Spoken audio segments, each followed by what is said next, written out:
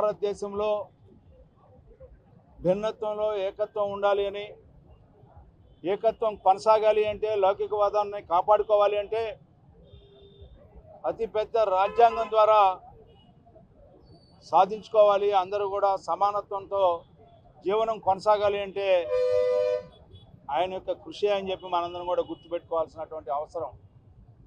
వ్యక్తిగతంగా ఆయన చేసినటువంటి పోరాటాలు కానీ, రాజ్యాంగబద్ధంగా ఈ రాజ్యాంగాన్ని అందించి ఈ దేశాన్ని కాపాడుకునే విషయంలో కానీ, ఈ దేశంలో జీవించే ప్రతి ఒక్కరిని కాపాడుకునే విషయంలో కానీ అనుక్షణం కూడా ఆయన ఆలోచన చేసి ఈనాటికి కూడా ప్రతి ఒక్కరూ రక్షించబడతా ఉన్నారు, గౌరవించబడతా ఉన్నారు అంటే ఆయన ఆనాడు ఆలోచనే ఈనాటికి కూడా ఈ యొక్క గౌరవాన్ని, సామాజిక న్యాయాన్ని సాధించే దాంట్లో ప్రతి ఒక్కరూ ఒక అడుగు ముందుకు వేయగలుగుతున్నారని చెప్పి మనందరం గుర్తుపెట్టుకోవాల్సినటువంటి అవసరం.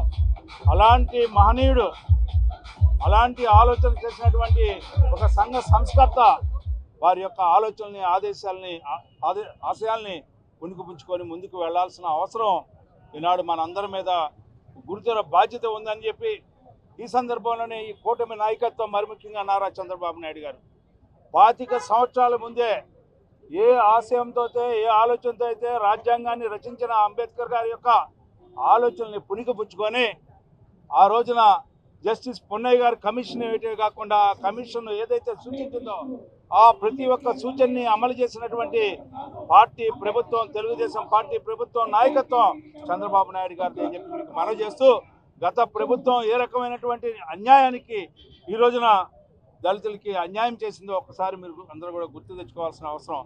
అలాంటి అన్యాయం మరొక్కసారి జరగకుండా ఉండాలంటే ఎవరైతే లౌకికవాదాన్ని కాపాడాలో, ఎవరైతే స్వామ్యవాదాన్ని కాపాడుతూ ఉన్నారో, ఎవరైతే ఈ యొక్క రాష్ట్రంలో రాజకీయాలకి, మతాలకి, కులాలకి, వర్గాలకి అతీతంగా ఈనాడు మనందరికీ న్యాయం జరుగుతూ ఉందో, ఏ ఆశయాలతో అయితే రాజ్యాంగాన్ని రచించాడో ఆ రాజ్యాంగాన్ని అమలు చేసే విషయంలో ఈ కూటమి నాయకత్వాన్ని ఏ రకంగా ముందుకు వెళ్తా ఉందో అలాంటి నాయకుడు చంద్రబాబు నాయుడు గారికి మద్దతు పలకాల్సిన అవసరం ఉంది.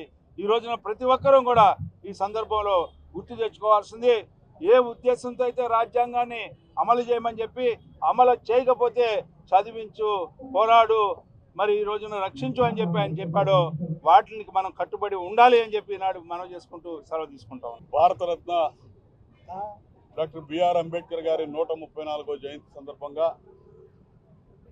భారత జాతి యావత్తు ఈరోజు ఆ మహనీయునికి నివాళులు అర్పిస్తూ ఉంది.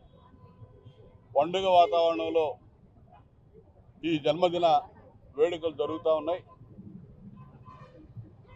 ముఖ్యంగా డాక్టర్ బిఆర్ అంబేద్కర్ గారు సమాజంలో ఉన్నటువంటి రుగ్మతల్ని పారదోలి సమసమాజ స్థాపనకి నడుంగట్టి తను అనుభవించినటువంటి కష్టాలు, తను పడ్డటువంటి బాధలు, అంటరానితనం, అస్పృశ్యత భావితరాలకు ఉండకూడదని ఆయన జీవితాన్ని త్యాగం చేసినటువంటి మహనీయుడు డాక్టర్ బిఆర్ అంబేద్కర్ గారు.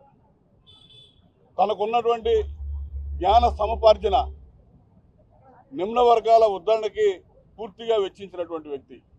ఒక నిమ్న వర్గాలే కాదు, యావత్ భారత జాతి మనుగడ కోసం తన జ్ఞానాన్ని అంతా కూడా రాజ్యాంగం ద్వారా పొందుపరిచి ఇలా హక్కులన్నీ కూడా సకల భారతావనికి అందించినటువంటి వ్యక్తి డాక్టర్ బిఆర్ అంబేద్కర్ గారు. ఇలా బిఆర్ అంబేద్కర్ గారు ఇచ్చినటువంటి రాజ్యాంగం ద్వారానే ప్రజాస్వామ్యంలో ఉన్న మనం ప్రతి 5 సంవత్సరాలకు ఒకసారి పీస్ఫుల్ ట్రాన్స్ఫర్మేషన్ ఆఫ్ పవర్, ప్రశాంతంగా ఈ రాజకీయాలు 5 ఏళ్లకు ఒకసారి ఓటు హక్కు అనే ఆయుధంతో మనకు కావాల్సిన ప్రభుత్వాన్ని ఎన్నుకునే విధంగా ఆ రోజున ఆయన చేసినటువంటి ఏర్పాటే ఈరోజు ప్రధాన కారణం. అటువంటి వ్యక్తి ఈ రోజున భారతరత్న ఇచ్చి గౌరవించింది ఆ రోజు ఎన్టీ రామారావు గారి నేషనల్ ఫ్రంట్ ప్రభుత్వం చెప్పడానికి నేను గర్వపడతా ఉన్నా. తర్వాత ఈ రాష్ట్రంలో ఎస్సీ ఎస్టీ కమిషన్, జాతీయ స్థాయిలో ఉన్నటువంటి ఎస్సీ కమిషన్ తరాలో ఎస్సీ ఎస్టీ కమిషన్ని దళితుల మీద జరుగుతున్నటువంటి అకృత్యాలను నిరోధించడం కోసం ఆ కమిషన్ తీసుకొచ్చినటువంటి ఘనత చంద్రబాబు నాయుడు గారిని చెప్పడానికి నేను గర్వపడతా ఉన్నా. గత 5 సంవత్సరాలు జగన్మోహన్ రెడ్డి పరిపాలనలో దళితుల హక్కులన్నీ కూడా కాలరాయబడ్డాయి. రాజ్యాంగం ప్రతిరోజు అవహేళనకు, అవమానాలకు గురైంది. దళిత జాతి బతకడమే ఇబ్బందికరమైన పరిస్థితులు, అత్యాచారాలు, హత్యలు, శిరోముండనాలు, జరగని దుష్కృత్యం అనేది లేదు జగన్మోహన్ రెడ్డి ప్రభుత్వంలో. రోడ్డు మీదకి వచ్చి మాట్లాడే ధైర్యం కూడా ఏ దళితుడు చేయనటువంటి పరిస్థితులు. మళ్ళా ఈ సంవత్సరం చంద్రబాబు నాయుడు గారి నేతృత్వంలో కూటమి ప్రభుత్వం అధికారంలోకి వచ్చింది. దళిత బడుగు బలహీన వర్గాలందరూ కూడా ధైర్యంగా ఈ రోజు రోడ్డు మీదకి వచ్చి ఇవాళ తమ హక్కులు రేపటి రోజున అవసరమైతే కాపాడుకోవడానికి కానీ దేనికైనా స్వేచ్ఛా స్వాతంత్రాలు ఇవాళ పీల్చుకునే పరిస్థితులు మళ్ళా వచ్చినాయి అనేది ఈ రాష్ట్రంలో స్పష్టంగా కనపడతా ఉన్నాయి. ఈరోజు డాక్టర్ బిఆర్ అంబేద్కర్ గారు మనకి ఇచ్చినటువంటి స్వాతంత్రం, మనకు అందించినటువంటి రాజ్యాంగం ద్వారా మన హక్కులు మనం కాపాడుకుంటూ భావితరాలకు ఒక ఆదర్శంగా నిలవాల్సిన అవసరం ఉంది. ఆ విధంగా చూసినట్టయితే వారు అందించినటువంటి ఫలాలు, వారు చేసిన పోరాటం మనకు చేత అయితే ఇక్కడే వదిలిపెట్టమన్నాడు. మీకు చేత అయితే ముందుకు తీసుకెళ్ళండి, లేకపోతే ఇక్కడే ఉంచండి, కానీ వెనక్కి నడపొద్దని చెప్పి ఆయన చెప్పినటువంటి సూక్తుల్ని మనం తీసుకొని మరి వారు అందించినటువంటి జ్ఞానాన్ని కానీ వారు ఇచ్చినటువంటి స్ఫూర్తిని కానీ ముందుకు నడిపించాలని, అలా నడిపించినప్పుడే వారికి నిజమైన నివాళులు అర్పించిన వాళ్ళు అవుతామని చెప్పి సందర్భంగా తెలియజేస్తూ సెలవు తీసుకుంటాం. మరిన్ని వీడియోస్ కోసం ఛానల్ ని సబ్స్క్రైబ్ చేయండి. లేటెస్ట్ అప్డేట్స్ కోసం వాట్సాప్ ఛానల్ ని ఫాలో అవ్వండి. ఆ లింక్ డిస్క్రిప్షన్ లో ఉంది.